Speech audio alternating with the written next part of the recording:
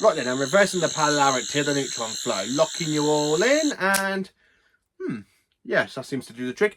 Hello there, you amazing viewers and subscribers. Welcome to a brand new, exciting Doctor Who topic video for today. So for this video, it is my review on the Doctor, the Widow, and the Wardrobe. The 2011 Christmas episode. Yes, it's in the middle of summer. Yes, I have watched a Christmas episode. Do I watch Christmas episodes normally during the summertime or anywhere else apart from Christmas? Depends if I'm watching a Modern Who season. If I'm just watching them on DVD or something, or on BBC iPlayer, I normally tend to skip over the Christmas episodes. But because I'm watching this on Blu-ray, and of course in the fantastic Steelbook edition, by the way, I love watching the Steelbooks.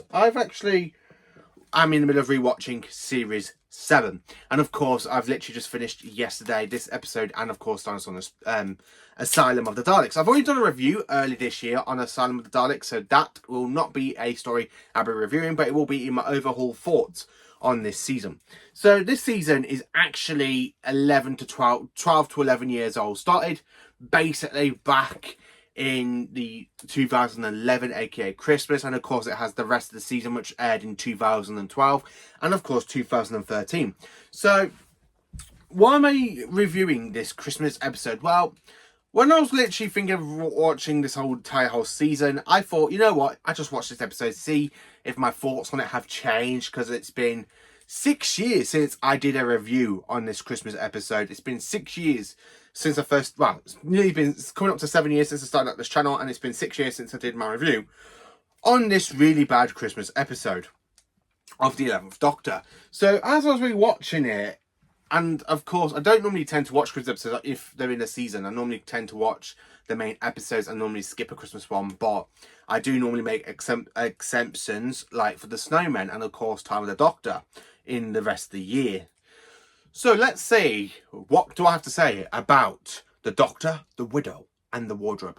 So there are some scenes I absolutely enjoyed, aka from Matt Smith at the time. So Matt Smith's performance is absolutely brilliant, and the fact literally a month ago we just finished watching Ncuti's Doctor, so to go a month later into rewatching Matt Smith, and I do see similarities between Matt's Doctor and of course Ncuti's Doctor, and I will explain why at the end. So let's talk about the characters. So of course we have the Doctor in his 11th incarnation. We have Madge Arwell, played by Claire Skinner. We have Amy and Rory, played by Karen Gillan and Arthur Duval. Then, of course, we have basically Cyril Arwell, played by Medusi Cole, something like that. Then we have Lily Arwell, played by Holly Earl. And then, of course, we have Reg Arwell, played by Alexander Armstrong.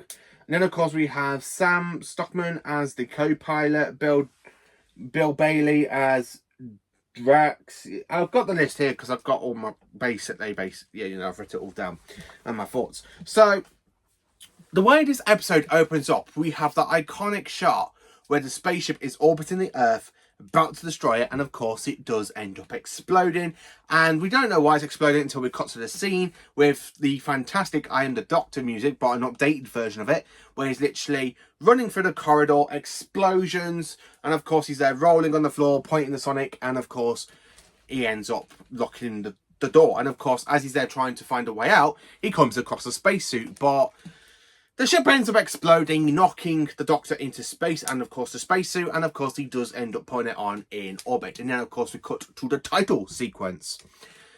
And then, of course, after that, we literally cut to Madge Harwell driving in her car. And, of course, you hear the Doctor scream out, "Ah, poof.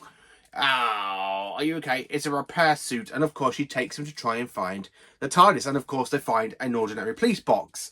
So when the Doctor's there literally with the suit back to front because it's repairing him, and he's literally there going through his pockets trying to find the key. "Thank you for looking after me. Can we try again?" Which really gives us great moments. And of course, I like the fact when Madge's husband goes, "Where's your mother gone?" to Cyril.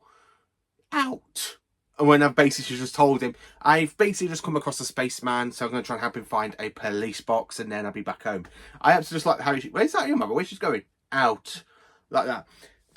I do enjoy that. And then, of course, basically we cut to the scene where basically the doctor's not there, so we do cut to Madge's little married life with the children and her husband, and of course she goes, what are you reading? Not the bloody war again, we're gonna go to war again. And of course we cut to the 1940s during the point of World War II, and we see Reg basically flying the helicopter, and of course we see a bright light, and that's where he ends. And of course we end up with Madge reading a telegram saying that her husband was shut down in the overseas. And then of course you got the two kids, and of course they end up going to this kind of house, and basically after they pulled a cracker because they're evacuating from the bombs, so they go to this Uncle Digby's house, and of course the doctor's there pretending to be the caretaker. And of course you do have some great moments from the doctor, some very silly moments like taps, hot, cold, lemonade, I know, like that. And of course you got the moments where it goes, who wants hammocks? This hammock's developed a fault. Really great moments in it. It really has some great moments. But then we get to the actual point of the episode where it's okay. It's not great. It's not good.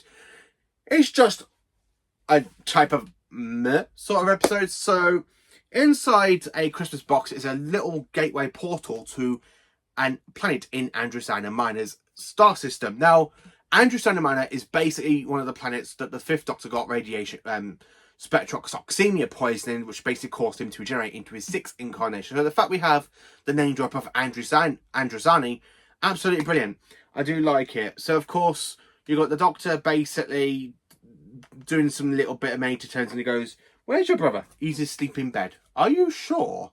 And of course he goes, right then, faulty, like that. And some really great moments. And then of course they find out Sil's basically put a teddy in bed, and the Doctor just goes, classic, like that. It's a really great moment when you see, like, it really is great when you just have the Doctor basically a teddy bear in bed. Classic, come on.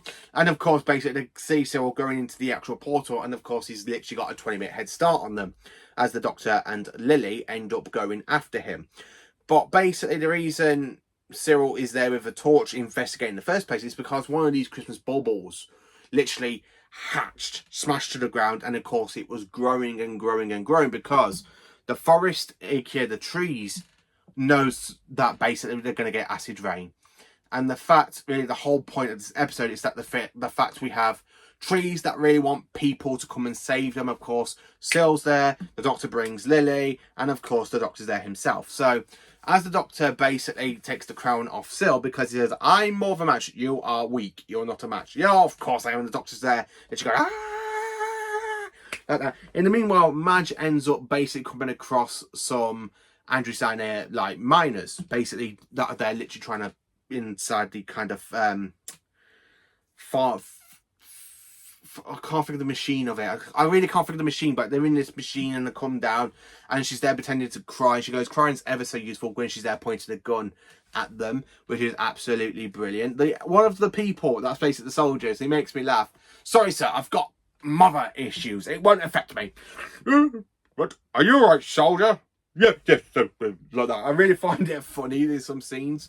And of course, when the Doctor basically is inside the kind of like portal sort of fantastic trees have made, he's there talking, and of course they know about acid rain, and it happens, and the Doctor says, we can't stay here long, we know the situation with acid rain. And then of course Madge is there in the big machine, which has got some really great soundtracks from, as we all know, Murray Gold. He does give this episode some really great soundtracks, like a fantastic sad theme for Madge, the adventures. I really love the fact how we have the fantastic piece of music that we hear a little bit in the Crimson Horror, where they're literally trying to get to the rocket. So it's actually quite nice to realise this is going back to it after watching the Crimson Horror a couple of months ago, before I decided to rewatch the season, because I watched it on BBC iPlayer, and it's like, I recognise that music.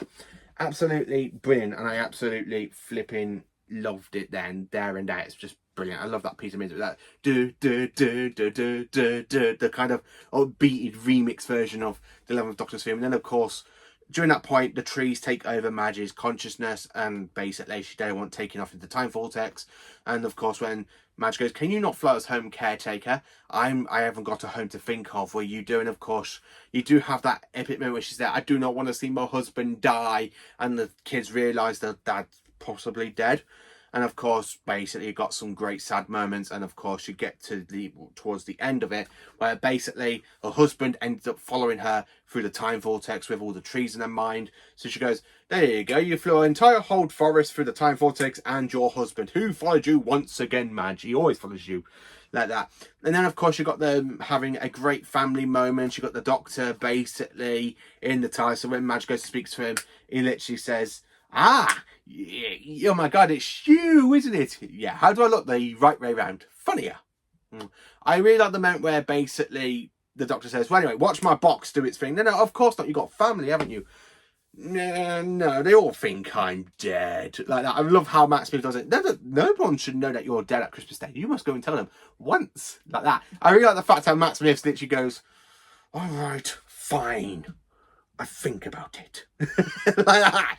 I really love that moment. I really love that moment. And of course, the Doctor does go to see Amy and Rory towards the end of the episode. I like how the Doctor knocks on the door and Amy's there threatening to literally water pistol some Christmas carols. And of course, the Doctor's standing there and he goes, I'm not really sure. How long? And she literally goes, water pistol in his face. And he goes, 2 years? Right. Okay. And they literally have that awkward situation where they go, oh, well, I'm not going to hug first. Well, nor am I. Like that. And then, of course, you do have that kind of moment. And then the 11th Doctor turns around towards the camera at the end. And, of course, he has a bit of a tear in his eye as he wipes it away. And basically, that's the end of the episode. So, with people saying, oh, shoot, he's more of a crying Doctor. When you think about it, the 11th Doctor was mainly crying quite a bit in his series. I mean, he cried when he was found out about Trenzalore. He cried a little bit with Clara's death. Well, the Victoria version of Clara. And I think he kind of had literally like a few crying scenes in Series 6. I'm not 100% sure because it's been a while since I watched Series 6. But yeah, people saying, oh, Shruti's a crying Doctor. So was Matt Smith. You know, this episode kind of at the end with the tear in his eye, it reminds me so much like the Doctor's emotional side. So the fact really Matt Smith's Doctor doesn't try to give into his emotions, but a little bits of tears and stuff does come into his Doctor. So I don't get why people saying, oh, Shruti's a crying Doctor. Matt Smith is technically a crying Doctor. David Tennant was basically a crying Doctor. He cried basically saying goodbye to Rose. Then he cried again in a couple of episodes. And of course, you had tears in his eyes basically in the end of time. So the Doctor has basically cried since his 10th incarnation. So yeah, where people say, oh, Shruti's a crybaby. Matt Smith and David Tennant, their Doctors cried. You didn't even think of them being crybabies. That's my basically point. So the episode itself, it's a meh. It's basically meh. And for me to rate this episode and rank it, well, basically it is a 5.5 out of 10. And really it is a -E. Yeah, I'm not too fond of this episode. Will I rewatch this one again in a couple of months' time for Christmas? I probably watched the best Christmas episodes, basically my favourite Christmas episodes of Doctor Who. Not this one. This isn't it. No, this is never going to be that type of episode where I'm like, I need to go and rewatch The Doctor, the Widow and the Wardrobe. Really? No, I'm just taking the pee here, people. I'm not basically going to say, yeah, you know what, this episode was great. It's great. It's great. It's not. It's just a meh. It's just like that. It's basically just meh. So what do you think of The Doctor, the Widow and the Wardrobe? Did you enjoy the episode back in 2011? Have you rewatched it recently? Let me know in the comments what did you think of it. And please do like, subscribe and share. And of course join me for more awesome Doctor Who moments. Some more Doctor Who content as well.